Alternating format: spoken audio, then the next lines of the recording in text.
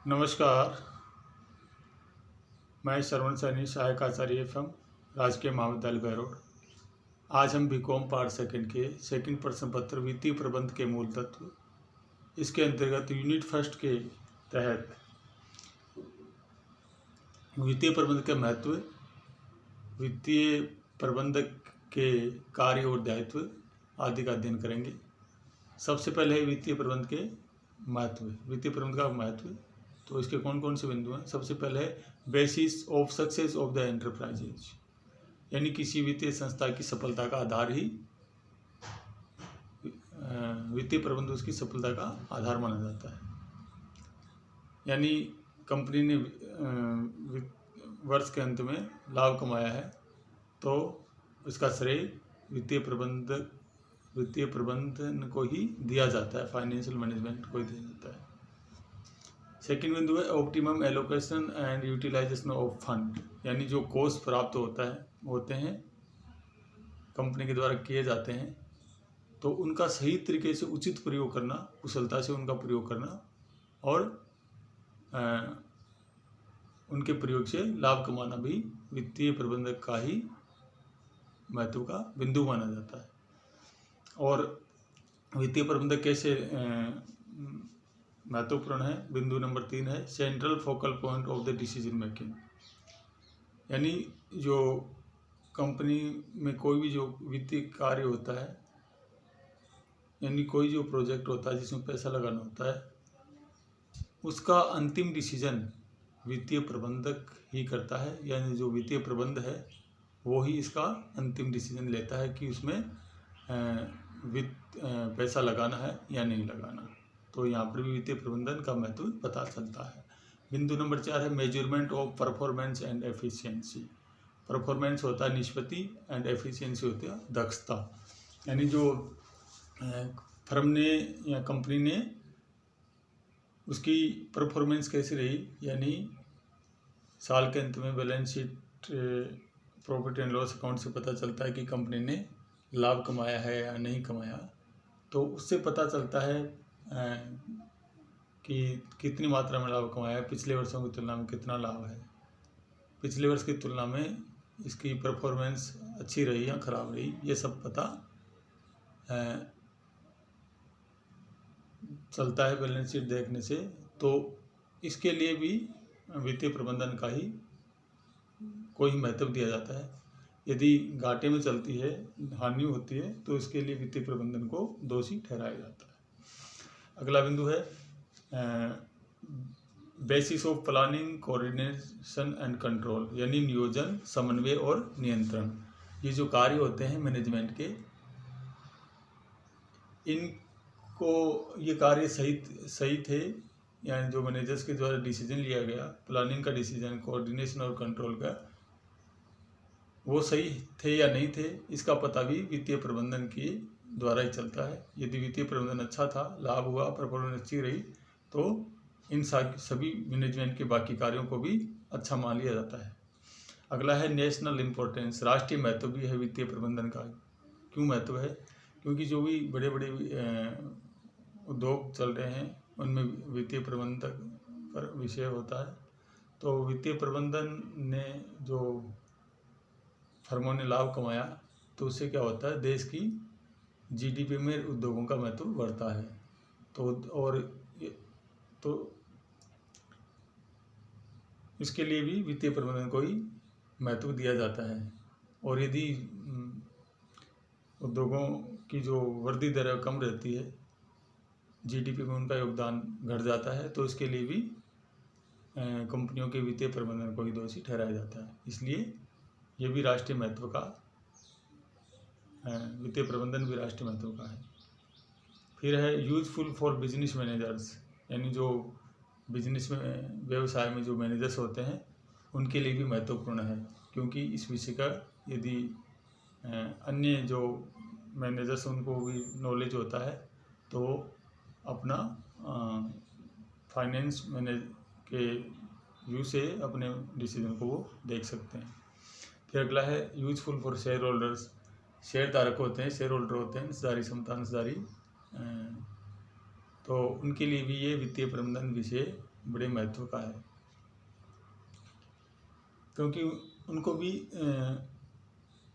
ये आशा रहती है कि हमें भी उचित प्रतिफल मिलेगा, क्योंकि पूंजी की व्यवस्था शेयर होल्डर के द्वारा की जाती है। तो शेयर होल्डर का भी वित्तीय प्रबंधन में विशेष रुचि रहती है। अगला बिंदु है यूजफुल फॉर इन्वेस्टर्स, यानी विनियोजक है, वो भी किसी कंपनी के शेयर्स में, डिवेंचर्स में, इनमें विनियोग करते रहते हैं। तो उनके लिए भी ये बड़े मतलब रुचि का विषय होता है फाइनेंशियल मैनेजमेंट, वित्तीय प्रबंधन, क्योंकि उनको भी अपने जो पैसा इन्वेस्टमेंट किया है उसके ऊपर प्रतिफल की आशा रहती है। तो ये सब वित्तीय प्रबंधन को रुचि के साथ देखते हैं। अगला बिंदु है यूजफुल फॉर फाइनेंशियल इंस्टीट्यूशन, वित्तीय जो संस्थान है उनके लिए भी बड़े महत्व का है, क्योंकि वित्तीय प्रबंधक उनका कार्य होता है वित्त को उपलब्ध कराना, यानी जो भी वित्त चाहता है उसको वित्त उपलब्ध कराते हैं। तो उनके लिए भी वित्तीय प्रबंधक के विशेषज्ञ जो मैनेजर्स होते हैं उनकी नियुक्ति उनके द्वारा यहाँ की जाती है। अगला बिंदु है यूजफुल फॉर अदर्स, अन्य जो व्यक्ति हैं उनके लिए भी महत्वपूर्ण है, जैसे स्टूडेंट ऑफ कॉमर्स, बीए की क्लासेज में बीकॉम की क्लासेज में वित्तीय प्रबंधन विषय का अध्ययन कराया जाता है। तो ये भी वित्तीय प्रबंधन उनके लिए भी उपयोगी है। और फिर मैनेजमेंट यानी प्रबंधन में, जैसे बीबीए और एमबीए, इनमें भी ये एक विषय के रूप में पढ़ाया जाता है। अब हम बात करेंगे लिमिटेशन ऑफ फाइनेंशियल मैनेजमेंट, वित्तीय प्रबंधन की सीमाएं कौन कौन सी हैं। It is difficult to know the financial effect of the various managerial decision, यानी जो विभिन्न मैनेजरियल डिसीजन होते हैं, चाहे किसी भी क्षेत्र के हों, चाहे उत्पादन के हों, चाहे वित्त क्षेत्र के हों, चाहे प्रोडक्शन के हों, चाहे सेल्स से संबंधित हों, तो उनका भी जो सामूहिक प्रभाव होता है उसका पता लगाना कठिन होता है। इसलिए भी वित्तीय प्रबंधन यहाँ पे उनके सामूहिक जो इफेक्ट है उसका पता नहीं लगा पाता है, इसलिए वित्तीय प्रबंधन विषय यहाँ पे कमज़ोर हो जाता है। अगला जो है टॉपिक है बेस्ड ऑन फाइनेंशियल रिकॉर्ड्स, जो वित्तीय प्रबंधन की एक जो आलोचना इस आधार पर की जाती है कि ये जो वित्तीय प्रबंधन के डिसीजन होते हैं वो पहले की जो वित्तीय सूचनाएं हैं उनके आधार पर लिया जाता है। जो लेखा जोखा पुस्तकें होती हैं कंपनी, उनके आधार पे, उनकी सूचनाओं के आधार पर लिया जाता है। यदि कंपनी की जो वित्तीय सूचनाएं हैं वो भ्रामक होती हैं, सही नहीं होती हैं, तो फिर उनके आधार पर लिए जाने वाले डिसीजन भी खराब ही होते हैं, अच्छे डिसीजन नहीं माने जाते हैं। इसलिए इसके आधार पर भी इसकी वित्तीय प्रबंधन विषय की आलोचना की जाती है। अगला बिंदु है lack of knowledge of related subject, वित्तीय जो प्रबंधक होते हैं उनको दूसरे विषयों का नॉलेज नहीं होता, जैसे लॉ का या प्रोडक्शन का, सेल्स का, तो वो भी अपना वित्त का जो विषय है उसके ऊपर इन सभी बाकी जो विषय हैं, यानी जो बाकी कार्य हैं, उनका क्या प्रभाव पड़ेगा, उस प्रभाव का आकलन वो नहीं कर पाते हैं। इसलिए ये भी एक इस विषय की कमजोरी को माना जाता है कि वित्त कार्य से जुड़े जो विशेषज्ञ लोग हैं उनको बाकी विषयों का नॉलेज नहीं होता है। अगला है lack of objectivity. Lack of objectivity इसका मतलब है वित्तीय प्रबंध है वो पूर्ण रूप से वस्तुनिष्ठ नहीं है। वित्तीय प्रबंध के निर्णय वित्तीय प्रबंधों के व्यक्तिगत विचारों और भावनाओं से प्रभावित होते हैं, और इनकी मात्रा इतनी अधिक हो जाती है कि वित्तीय निर्णय संस्था के लिए अच्छे परिणाम देने वाले नहीं होते हैं। यानी जो वित्तीय प्रबंधन में क्या होता है कि जो मैनेजर्स होते हैं वो अपनी जो कल्पनाएं होती हैं, अपने जो अनुभव होते हैं, उनको भी या अपनी जो भावनाएं होती हैं उनको शामिल कर लेते हैं, तो वो सही तरीके से उनका जो डिसीजन है वो सही तरीके से नहीं जा पाता है। तो अगला जो कमजोरी है वित्तीय प्रबंधन विषय की, वो है डेवलपिंग सब्जेक्ट। ये एक विकासशील विषय है, क्योंकि अभी तक इसका विकास चल ही रहा है। ये 1950 के बाद पूरी विकसित होना शुरू हुआ था अच्छी तरीके से, और इनके जो प्रमाप हैं, स्टैंडर्ड हैं, वित्तीय विश्लेषण करने के जो तरीके हैं, उसके जो प्रमाप वो भी समय समय पर उनमें बदलाव होता रहता है। तो इसलिए ये भी एक इसकी कमजोरी है। अगला है एक्सपेंसिव, यानी व्ययशील या खर्चीला। वित्तीय प्रबंधन विषय छोटे जो उद्योग हैं उनके लिए या छोटे जो व्यवसाय उनके लिए खर्चीला है। यदि वो इसका लाभ उठाना चाहते हैं तो उनको एक वित्तीय प्रबंधक की नियुक्ति करनी होती है जो इस विषय का संपूर्ण नॉलेज रखता हो, और इतना उठा पाना उनके लिए काफ़ी महंगा हो जाता है। इसलिए ये भी इस विषय की एक कमजोरी है। अब हम बात करेंगे task of modern finance manager, यानी वर्तमान में जो वित्तीय प्रबंधक होते हैं उनके कौन कौन से कार्य हैं। तो सबसे पहला है financial analysis and monitoring. Financial analysis मतलब वित्तीय विश्लेषण करना, और मॉनिटरिंग यानी उसकी नियंत्रण करना। फाइनेंशियल एनालिसिस क्या है? फाइनेंशियल एनालिसिस होता है वित्तीय प्रबंधकों के द्वारा जो वित्तीय परिणाम होते हैं किसी फर्म के, कंपनी के, उनका विश्लेषण करना, उनको देख के ये पता लगाना कि जो वित्तीय का उसके फर्म के वित्तीय कार्य थे वो सही थे या गलत थे। तो इसके लिए कंपनी की जो वार्षिक वित्तीय सूचनाएं होते हैं, जिनमें शामिल है कंपनी की बैलेंस शीट, कंपनी के profit loss account, trading account और अन्य सूचनाएं जो कंपनी की पुस्तकों से प्राप्त होती हैं, उनके आधार पर वित्तीय विश्लेषण किया जाता है। और सेकंड है financial forecasting and planning. Company को कितने वित्त की आवश्यकता होगी इसका पूर्वानुमान लगाना, और फिर उसकी प्लानिंग करना, कहाँ कहाँ से जुटाना है, ये सभी वित्तीय प्रबंधन का कार्य माना जाता है। पॉइंट नंबर थर्ड है फाइनेंशियल कंट्रोल, वित्त का नियंत्रण करना। नियंत्रण है ये भी मैनेजमेंट की एक महत्वपूर्ण कार्य है। तो यदि ये फाइनेंस के ऊपर लागू होता है तो इसको वित्तीय कंट्रोल कहते हैं, फाइनेंस कंट्रोल कहते हैं। तो वित्तीय प्रबंधन का ये कार्य होता है कि जो कोष प्राप्त किए जाते हैं कंपनी के लिए जुटाए जाते हैं, फिर उनका उपयोग किया जाता है, उनको यूज में लिया जाता है, तो उनका यूज सही तरीके से हो, और उनसे जो लक्ष्य रखे गए थे, वित्तीय लक्ष्य रखे गए थे, वो प्राप्त हुए या नहीं हुए, और यदि प्राप्त नहीं होते तो उसके क्या क्या कारण रहे उनका पता लगाया जाता है, और उनको भविष्य में दूर करने के प्रयास किए जाते हैं।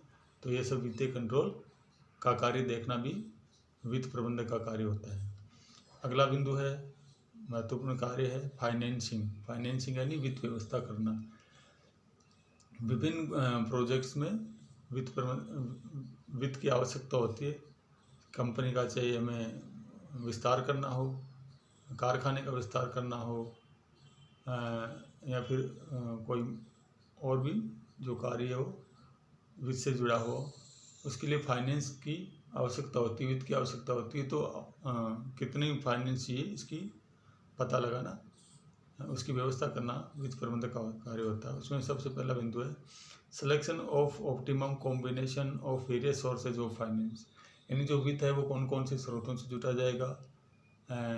किसी बैंक से लोन लिया जाएगा, दीर्घकालीन लॉन्ग टर्म लोन लिया जाएगा, या शॉर्ट टर्म लोन लिया जाएगा, या फिर कंपनी के डिवेंचर को जारी करके जुटाया जाएगा पैसा, या फिर जो शेयर जारी करके, प्रेफरेंस शेयर या इक्विटी शेयर जारी करके किया जाएगा।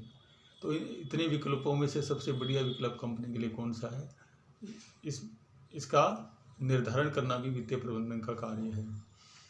फिर है determination of terms and timing of finance, यानी जो फाइनेंस की व्यवस्था की जाएगी, जो कोष जुटाए जाएंगे, वो कितने समय के लिए उसकी टाइमिंग और उसकी टर्म्स उसकी शर्तें क्या क्या होंगी और उसका समय क्या होगा, यानी कितने समय के लिए जुटाया जाएगा, 10 साल के लिए, 20 साल के लिए, और उसकी वापसी करने की शर्तें क्या होंगी, उसको प्राप्त करने की शर्तें क्या होंगी, इनका निर्धारण भी वित्तीय प्रबंधक को ही करना होता है।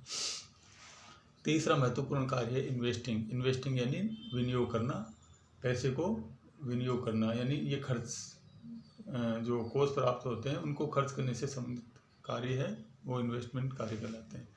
ये 3 तरीके का होता है जो निर्णय लेते हैं प्रबंधक, उसको इससे संबंधित 3 निर्णय लेते हैं। पहला है इन्वेस्टमेंट इन करंट असेट्स, यानी जो उत्पादन की जो प्रक्रिया है उसमें जो पैसा लगा होता है कच्चा माल खरीदने में, उसको फिर जो प्रोडक्शन में माल चलता रहता है उसमें कितना लग गया, फिर जो तैयार माल होता है स्टॉक में बिना बिके रखा होता है उसमें कितना पैसा लगा हुआ है, तो इसमें, और फिर जो डेटर्स होते हैं उनको उधार में बेच देते हैं तो वो उनसे कितना समय बाद में पैसा लौट के आता है, तो इन सब में कंपनी का पैसा लगा होता है, उसको करंट असेट से संबंधित डिसीजन कहा जाता है। ये भी वित्तीय प्रबंधक ही देखता है।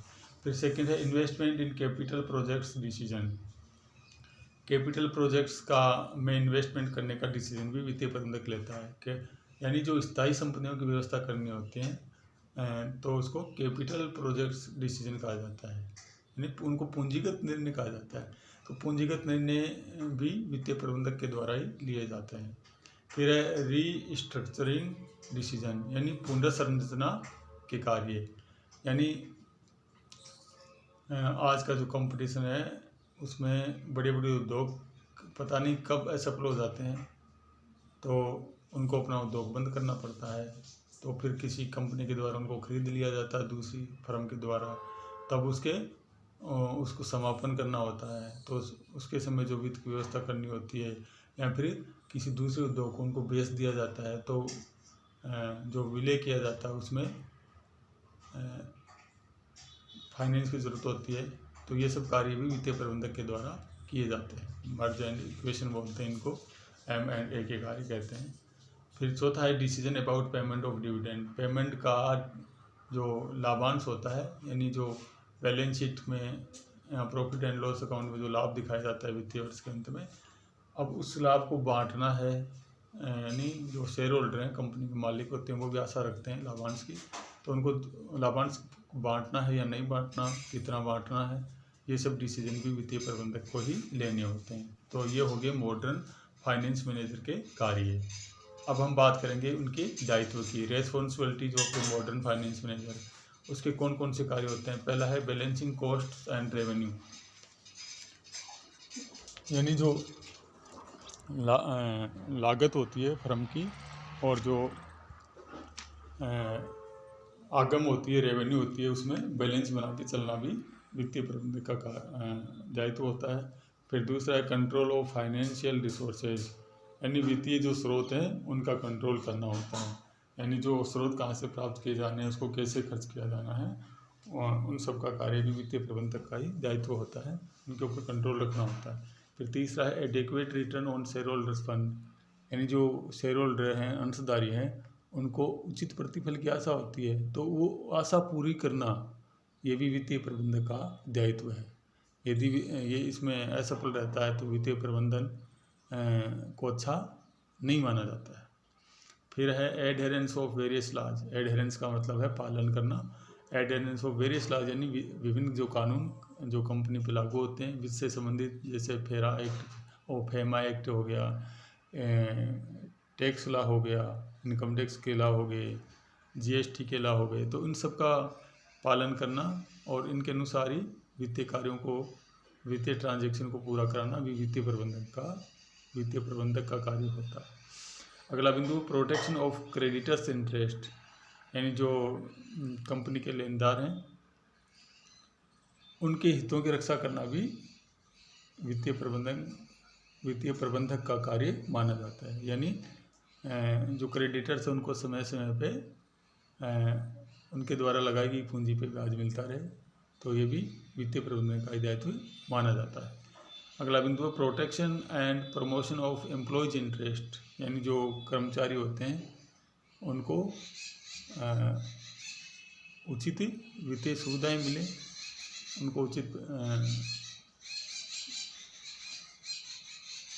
उनको उचित जो सैलरी मिले और सैलरी के लिए अन्य सुविधाएँ मिले, तो ये सब इसके बारे में डिसीजन लेने का कार्य भी वित्त प्रबंधक का होता है।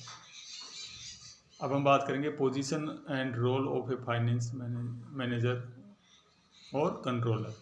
जो फाइनेंशियल मैनेजर होता है उसकी पोजीशन एक कंपनी में क्या होती है, उसका क्या भूमिका होती है, और कंट्रोलर यानी वो एक कंट्रोलर के रूप में होता है, एक नियंत्रक के वित्त नियंत्रक के रूप में होता है।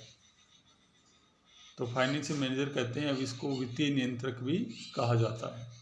तो पहला बिंदु है इसकी स्थिति बताने वाला वित्तीय मैनेजर की। Supreme authority of finance department, यानी वित्त प्रबंधक होता है या वित्तीय कंट्रोलर भी जिसे कहते हैं, वित्त नियंत्रक भी जिसे कहते हैं। कई जगह कई जो कंपनियां आते हैं वहाँ फाइनेंस मैनेजर की जो पोस्ट होती है उसको फाइनेंस मैनेजर कहा जाता है, वित्तीय प्रबंधक कहा जाता है, और कई जगह उसको वित्तीय नियंत्रक का नाम दिया जाता है, फाइनेंस कंट्रोलर का नाम वित्तीय नियंत्रक।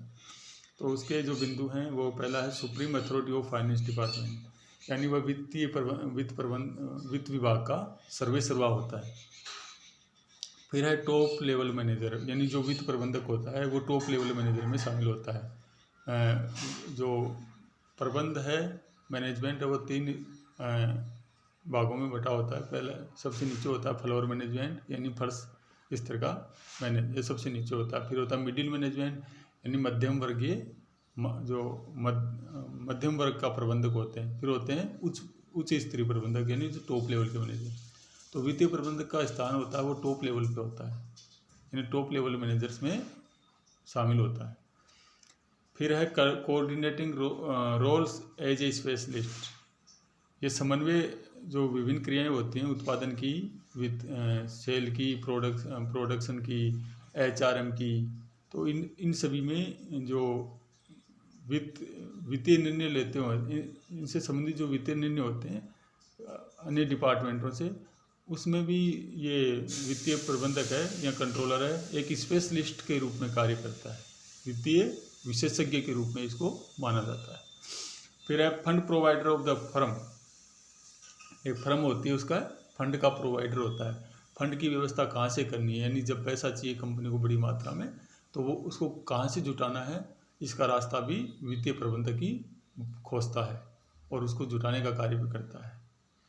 फिर है एडवाइजर ऑफ इन्वेस्टर्स, यानी जो विनियोजक होते हैं इन्वेस्टमेंट करने वाले फर्म में, उसके शेयरों में, ऋण पत्रों में जो इन्वेस्टमेंट करते हैं इन्वेस्टर कहलाते हैं, तो उनका एडवाइजर होता है, उनको सलाह देता है।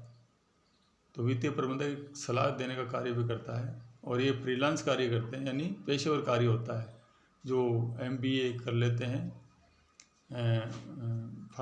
फाइनेंस में, वो इनसे इन्वेस्टमेंट से जुड़े जो कार्य होते हैं उनमें सलाह देने का कार्य भी करते हैं, पेशेवर कार्य भी करते हैं। फिर है इनडायरेक्ट रिप्रेजेंटेटिव ऑफ गवर्नमेंट, यानी जो सरकार होती है इसका इनडायरेक्ट रूप से उसका प्रतिनिधित्व करता है, यानी जो वित्तीय क्षेत्र में जो भी सरकारी गवर्नमेंट के जो रूल्स होते हैं उनका पालन करवाना भी इसका कार्य होता है। सरकार को टैक्स देना होता है, टैक्स भी देना होता है कंपनी को, तो टैक्स समय पे चुकाया जाए किसी भी तरह का, और जो अन्य कानून होते हैं उनका भी कंपनी में पालन किया जाए। तो इसके लिए भी वित्तीय प्रबंधक की महत्वपूर्ण भूमिका में होता है। फिर अगला है adviser and representative of employees, सलाहकार और प्रतिनिधि किसका, कर्मचारियों का। तो कर्मचारियों का ये सलाहकार और प्रतिनिधि भी होता है। आज के लिए बस इतना ही, थैंक यू।